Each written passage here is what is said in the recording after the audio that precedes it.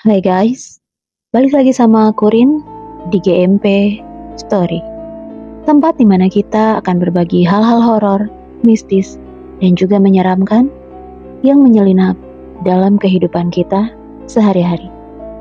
Jadi kali ini, Aldi akan ceritain ke kita pengalaman yang dia lihat dengan mata kepalanya sendiri. Bagaimana adiknya, Lia, dirasuki makhluk halus yang bikin dia jadi aneh. Dan semuanya bermula ketika Lia melamun.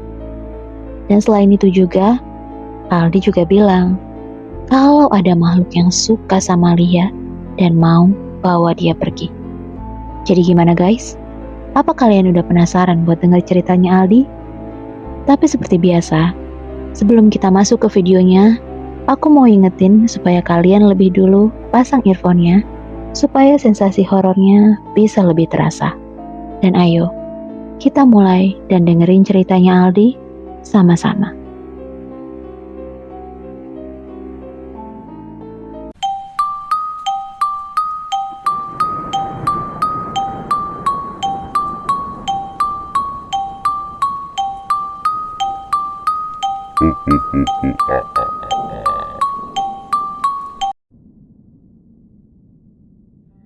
Halo, aku Aldi.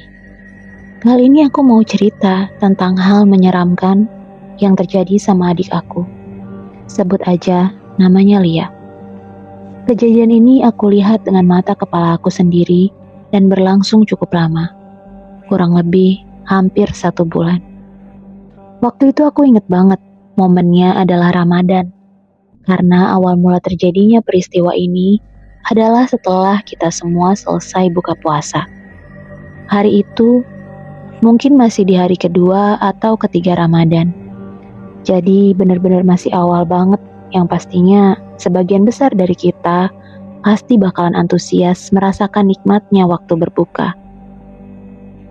Sama seperti hari-hari sebelumnya, kami sekeluarga sibuk dengan kegiatan kami masing-masing. Cuma, waktu itu, sebelum kejadian, aku sempat ngelihat adik aku, Lia, kayak lagi ngelamun. Gak tahu apakah dia kekenyangan atau karena lagi ada masalah, tapi tatapannya kelihatan kosong. Aku yang orangnya emang cukup cuek, jadi gak terlalu peduli kan. Karena aku pikir, ya udahlah, biarin aja.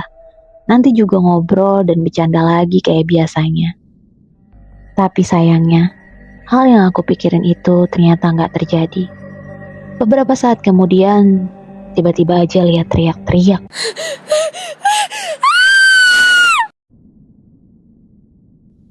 Kayak orang yang udah mulai kerasukan, atau kita lebih sering menyebutnya kesurupan. Melihat Lia yang udah mulai aneh, beberapa anggota keluarga mulai panik, dan beberapa yang lainnya juga bingung harus ngapain. Karena teriakan Lia itu berlangsung cukup lama, jadilah beberapa warga, terutama tetangga sebelah kiri dan kanan aku, mulai berdatangan dan mulai nanya, ini ada apa sebenarnya? Lia masih aja teriak-teriak dan bahkan sesekali ngamuk. Sampai akhirnya, tetangga-tetangga yang rumahnya lumayan jauh juga mulai berdatangan buat ngebantu sebisa mereka. Ada yang coba ngebacain surat-surat pendek, yasin, sholawat, dan lain sebagainya. Tapi udah beberapa kali dan bahkan udah beberapa menit dicoba, gak ada satupun yang berhasil. Jangankan bikin si makhluk itu keluar, Lia bahkan gak berubah sama sekali. Tetap ngamuk sambil teriak-teriak gak jelas. Karena kita semua yang ada di situ udah gak tahu dan bingung harus ngapain. Akhirnya salah satu dari kami berinisiatif buat manggil Ustadz dari kampung sebelah. Sebut aja namanya Ustadz Adin. Jadi Ustadz Adin ini emang salah seorang guru ngaji juga, dan aku juga pernah ngaji sama dia. Kita semua tahulah, kalau hal-hal kayak gini udah gak bisa diatasin sama orang biasa. Palingan kita manggil seseorang yang lebih berilmu dan mengerti sama hal semacam ini kan. Jadilah keluarga aku setuju terus menyerahkan urusan ini sama Ustadz Adin. Beberapa menit berlalu dan Lia kelihatannya udah mulai sadar. Dia udah gak teriak-teriak dan ngamuk-ngamuk lagi. Dan malahan dia justru ngeliat sekeliling sambil nyariin mama aku. Terus bilang, "Ma, ini ada apa ya?" Mamaku yang dari tadi kebingungan dan juga khawatir karena ngelihat adik aku yang gak sadar-sadar, akhirnya udah mulai bisa bernafas lega. Terus mama aku jawab, "Dia, kamu udah sadar nak?" Ya namanya juga orang kesurupan, udah pasti dia gak inget apa-apa dong. Iya pasti gak inget apa yang baru aja terjadi. Terus dia jawab lagi, "Emang Lia kenapa ma? Ini Lia ma." Gak tahu kenapa, kita semua yang ada di situ, termasuk aku, kok kayak gak yakin ya sama Lia. Karena meskipun Lia bilang kalau dia udah balik normal, atau dengan kata lain, kesadarannya udah kembali, tetap aja kelihatan ada yang beda gitu. Dan yang bikin aku semakin yakin kalau Lia belum sepenuhnya sadar adalah karena meskipun dia udah bisa ngomong dengan normal, tapi tangannya bergerak-gerak terus. Dan gerakannya kayak orang yang lagi nari. Ternyata Ustadz Adin juga menyadari hal yang sama. Sama kayak yang aku lihat. Berbeda dengan mama aku yang pada saat itu ngerasa kalau anaknya udah baik-baik aja. Akhirnya mama aku coba untuk ngedeketin Lia. Tapi beberapa saat sebelum mama ngedeketin Lia, Ustadz Adin udah sempat ngelarang.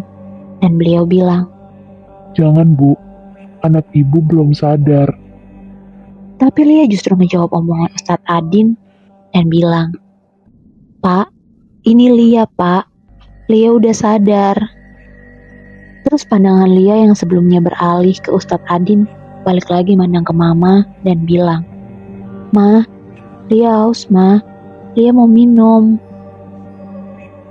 Lagi-lagi Ustadz Adin sempat ngelarang mama untuk ngedeketin Lia, apalagi nurutin permintaan dia kan. Tapi sebagai seorang ibu yang ngelihat anaknya yang tadi kesurupan dan sekarang terlihat udah kembali normal, ya otomatis seneng dong. Udah pasti juga bakalan menuhin permintaan Lia, apalagi dia cuma minta minum. Saat itu mama lebih percaya sama ucapan Lia dan lebih memilih untuk mengabaikan ucapan Ustadz Adin. Karena sekali lagi, Lia ngeyakinin mama sambil bilang, "Ma, ini Lia udah gak apa-apa kok." Jadilah mama ke dapur, ambil gelas buat Lia minum, dan gak pakai lama, langsung kasihin gelas itu ke Lia. Tapi kalian tahu apa yang terjadi? Pada saat mama mau ngasih gelas itu ke tangan Lia, tangan mama justru ditepis dan tumpahlah itu gelas beserta isinya. Dan di saat yang sama, terdengar suara cekikikan dari mulut Lia.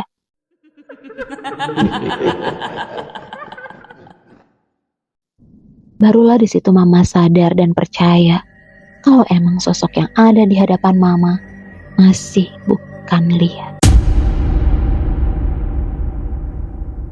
Hal ini berlangsung cukup lama, dari selepas maghrib sampai menjelang subuh. Gak ada perubahan sama sekali. Bahkan Ustadz Adin sendiri seolah gak mampu menenangkan atau bahkan mengeluarkan sosok yang ada di dalam tubuh Lia. Barulah setelah terdengar azan subuh, Lia mulai kelihatan normal. Dan sebagaimana yang kita tahu, biasanya kalau seseorang habis kesurupan, udah pasti lemes kan? Nah, kurang lebih begitulah kondisi Lia pada saat itu. Untuk kali ini aku, mama, dan juga beberapa orang, serta keluarga di sana udah bisa bernafas dengan lega dan berpikir, oh mungkin ini makhluknya udah keluar sendiri karena dengar azan barusan. Jadilah beberapa tetangga yang tadinya masih ngumpul di rumah karena Lia gak kunjung membaik dan juga termasuk Ustadz Adin, akhirnya kembali pulang ke rumah mereka masing-masing. Besoknya, Lia udah bersikap normal seperti biasanya. Mulai dari pagi sampai sore hari, dia bersikap biasa aja. Gak ada hal aneh apapun terjadi. Cuma ya bedanya dia agak kelihatan lebih lemes dibandingin biasanya. Dan ditambah lagi karena posisinya dia juga masih harus puasa kan. Tapi selepas maghrib, hal yang sama kembali terulang. Lagi-lagi Lia ngamuk sambil berteriak gak karuan. Sama persis kayak yang terjadi kemarin. Waktunya juga kurang lebih hampir sama setelah selesai maghrib. Dan hal itu bikin kita lagi-lagi panik dan bingung harus ngapain. Karena kegaduhan yang terjadi, lagi-lagi tetangga mulai berdatangan dan kembali mencoba melakukan apapun yang mungkin aja bisa bikin makhluk yang ada di dalam badan Lia itu keluar. Atau minimal Lia bisa tenang dulu lah. Tapi nihil, gak ada satupun di antara kami yang berhasil ngobatin Lia. Sampai pada akhirnya, Lia bilang, "Saya suka sama anak ini. Dia mau saya bawa."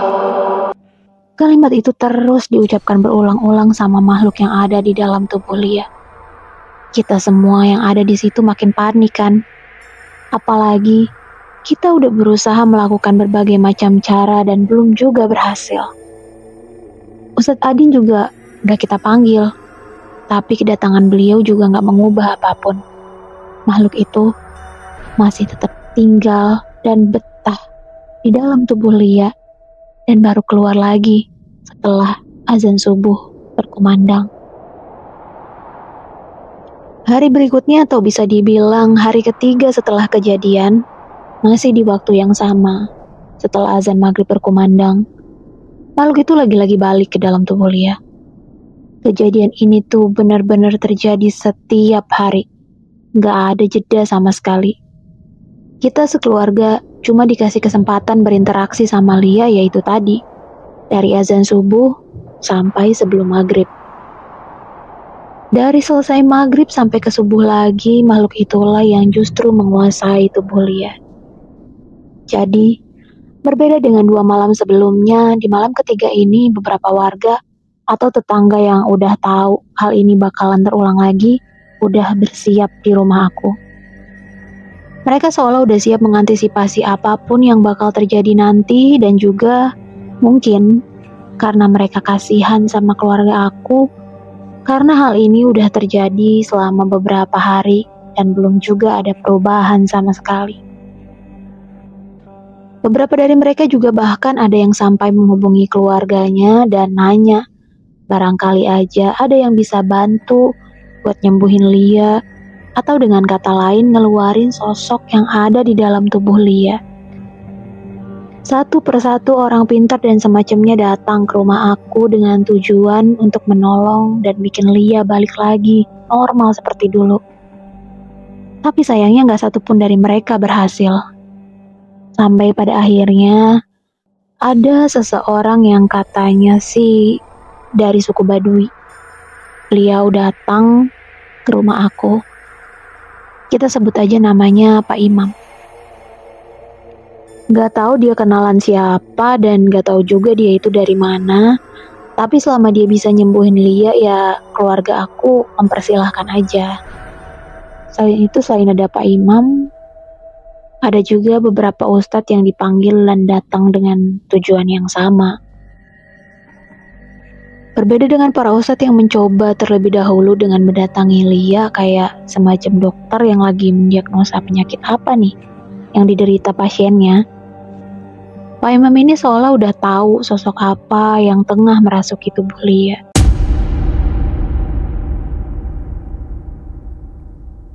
Dari jarak yang gak terlalu dekat tapi gak terlalu jauh juga, Pak Imam perlahan-lahan mulai mengamati Lia. Terus bilang, Iya beda jang aing. Aing teh hayang ganggu. intinya maksud dari Pak Imam adalah karena di situ masih ada Ustadz Adin yang menurut dia punya cara sendiri buat nyembuhin Lia, yang caranya berbeda dengan yang dia lakuin. Makanya dia lebih memilih untuk mundur dan gak ikut campur. Mungkin yang dikhawatirkan adalah karena terlalu banyak yang ngobatin, malahan justru nanti gak ada yang berhasil karena gak fokus satu sama lain. Apalagi istilah cara pengobatan mereka emang jelas berbeda kan. Mereka pasti punya caranya masing-masing.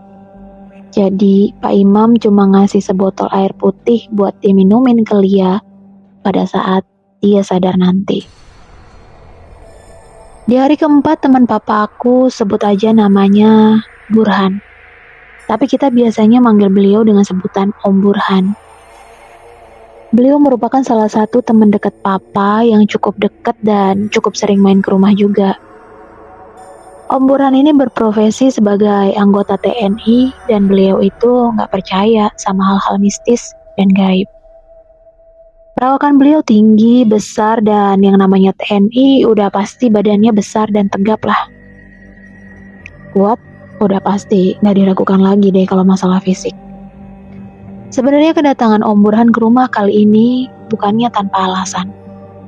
Kabar tentang kesurupan yang dialami sama Lia itu rupanya udah sampai ke telinga Om Burhan.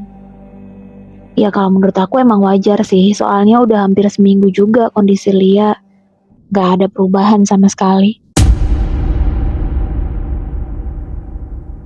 Singkat cerita, Om Burhan mau memastikan dengan mata kepalanya sendiri kalau berita yang dia dengar itu benar, bukan cuma gosip doang.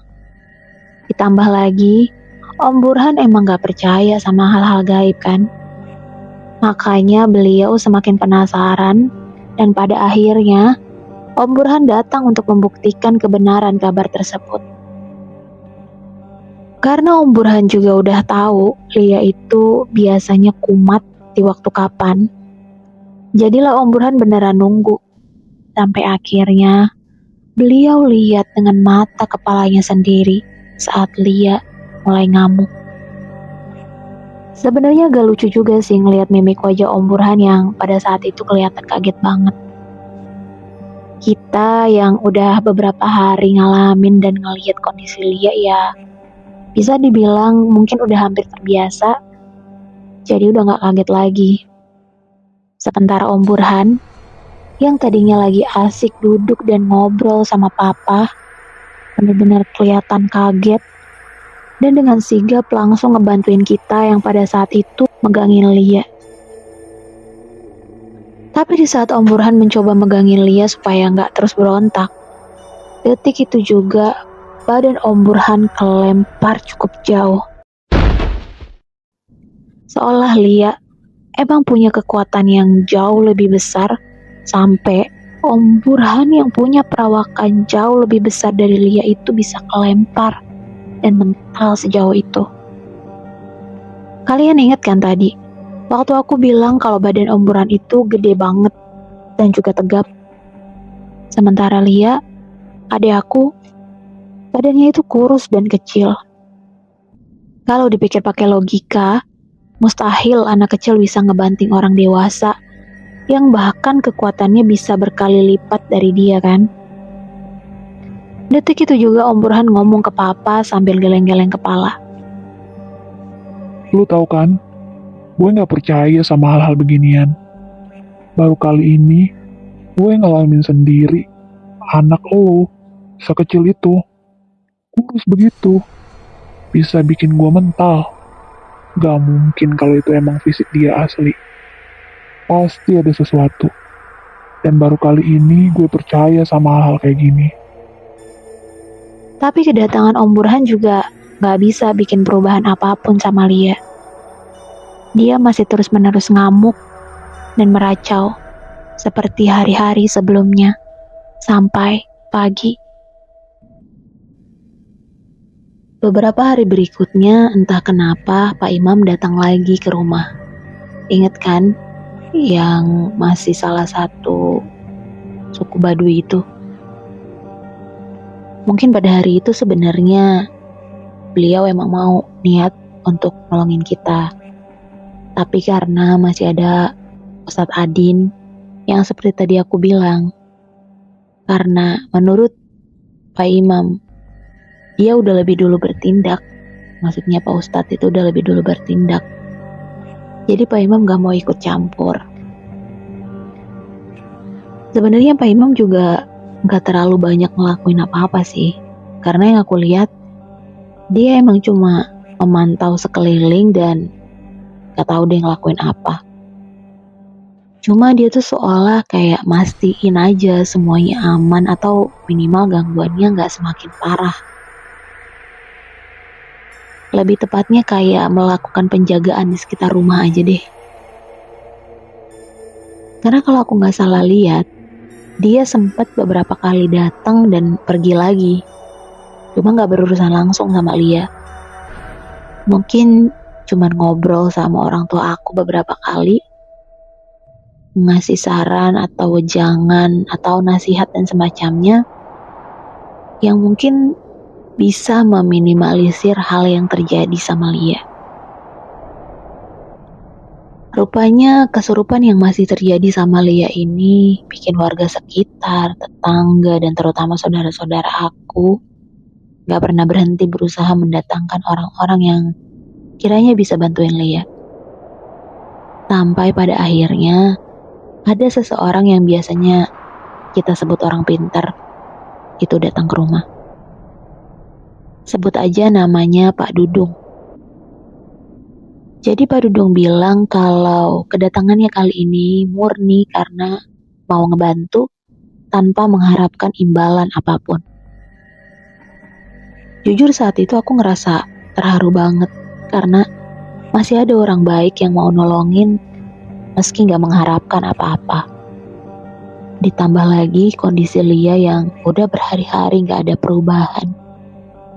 Dan udah banyak juga ustadz, orang pintar dan semacamnya datang silih berganti, tapi gak ada satupun yang bisa sembuhin Lia.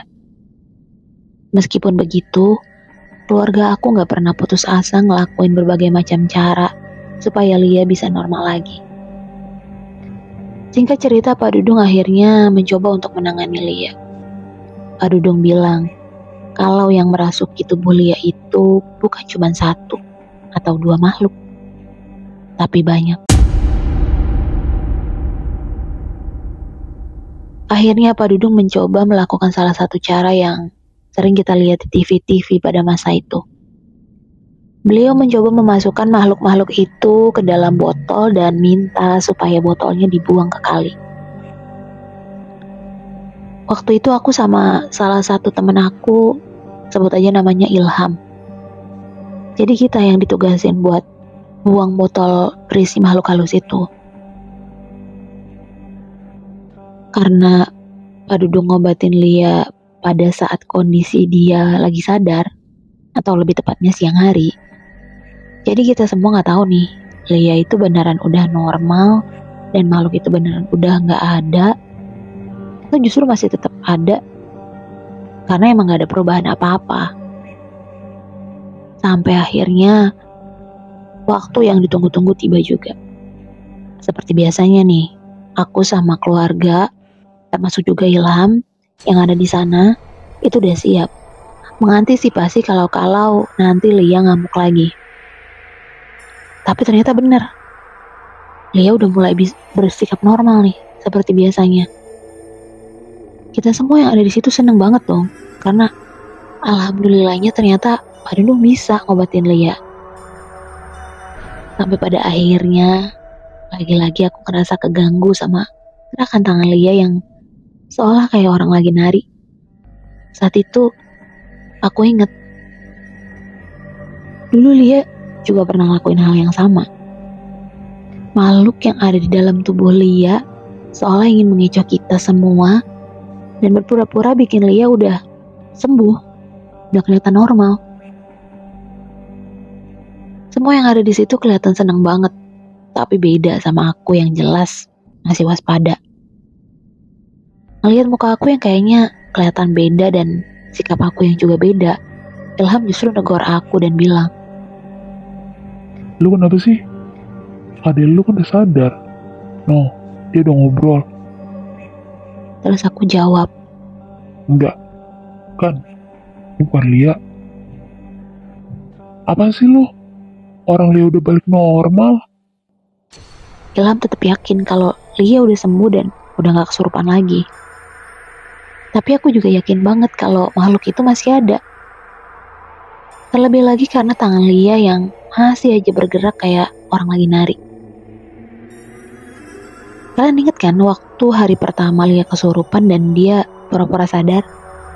Tapi tangannya justru bikin gerakan kayak orang lagi nari gitu. Nah, kali ini juga sama. Lia udah bersikap normal. Tapi itu tadi, gerakan tangannya masih sama kayak orang yang lagi nari. Ilham yang masih gak percaya sama omongan aku akhirnya nyoba buat ngedeketin Lia dan sekalian mastiin kalau apa yang dia yakinin itu bener. Kalau Lia emang udah sadar. Dan gak lupa, dia juga bawa segelas air buat Lia minum. Tapi sama, hal yang sama justru terulang lagi. Gelas yang ada di tangan Ilham yang tadi dia sodorin ke arah Lia lagi-lagi ditepis sama dia sampai gelas itu jatuh dan airnya tumpah. Kejadiannya sama kayak waktu mama aku ngasih minum ke Lia pada hari itu. Dan kali ini Ilham baru percaya sama ucapan aku. Kalau Lia emang masih belum sadar. Beberapa hari terus berlalu dan beberapa pengobatan juga udah kami coba. Efek ke makhluk itu pada saat malamnya emang dia teriak-teriak kayak kesakitan gitu. Tapi pas siangnya, waktu Lia udah balik lagi normal, ada hal yang bikin aku sama keluarga itu udah mulai khawatir dan sedih. Karena selama itu juga, Lia terus-terusan bilang kalau dia udah capek, udah gak kuat kalau harus ngalamin hal kayak gini setiap hari. Soalnya dia udah nyerah dan putus asa sama keadaan.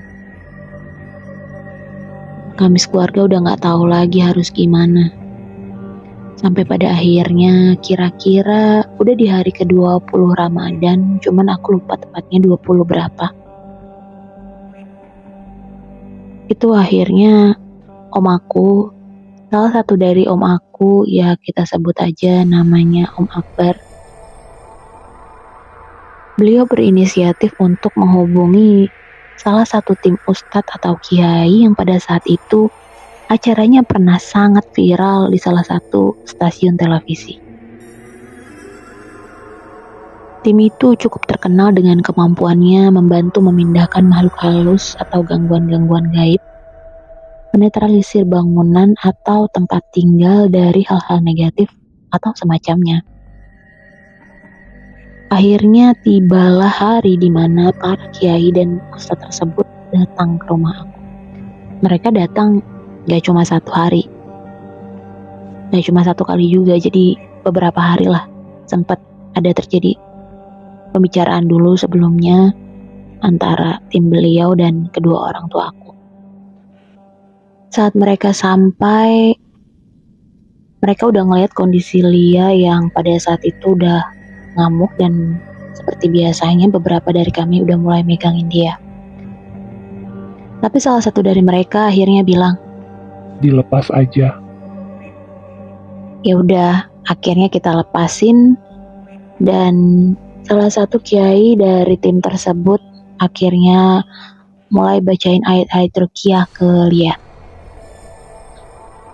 Kami semua yang emang udah terbiasa megangin Lia setiap kali mau diobatin karena emang biasanya dia suka ngamuk, akhirnya nurut aja kan buat ngelepasin tangan Lia dan membiarkan tim beliau bekerja.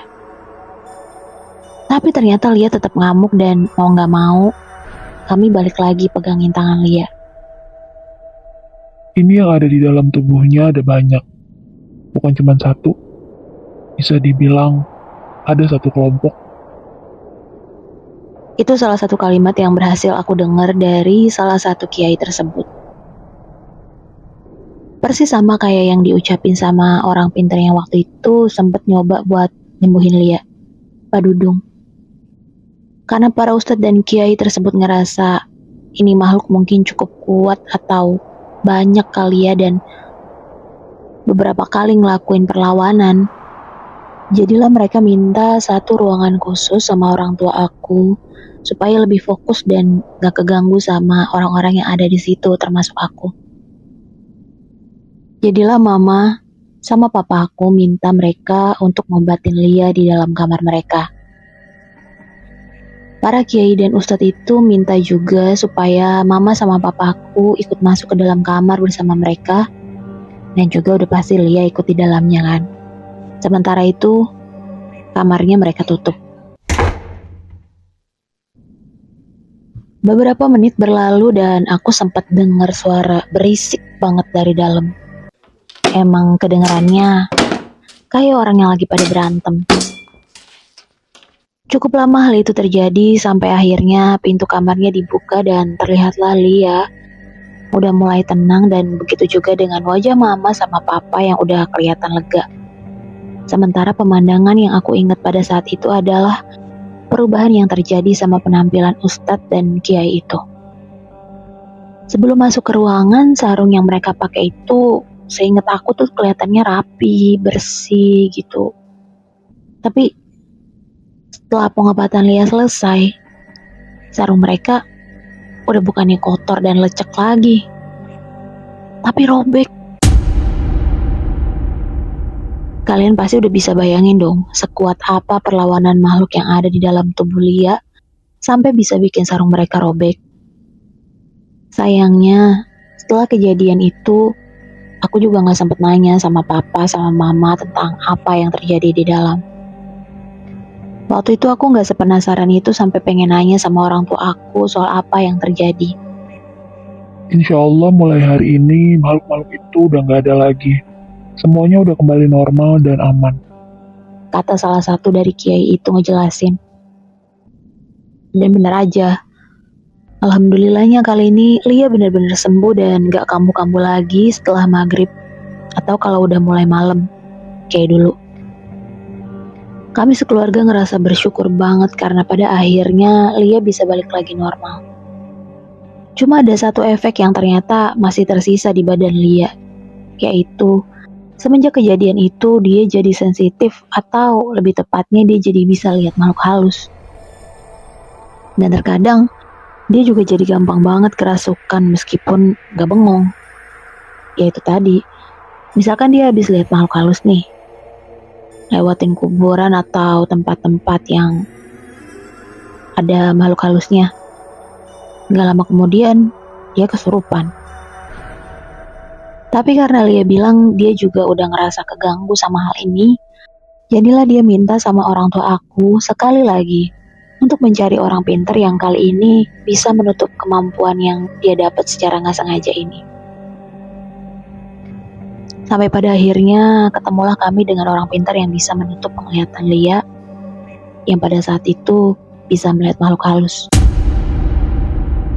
Dan semenjak hari itu, Lia udah bener-bener balik lagi normal kayak dulu. Dia udah gak ngamuk-ngamuk lagi kalau waktu maghrib. Dia juga udah gak gampang kerasukan lagi.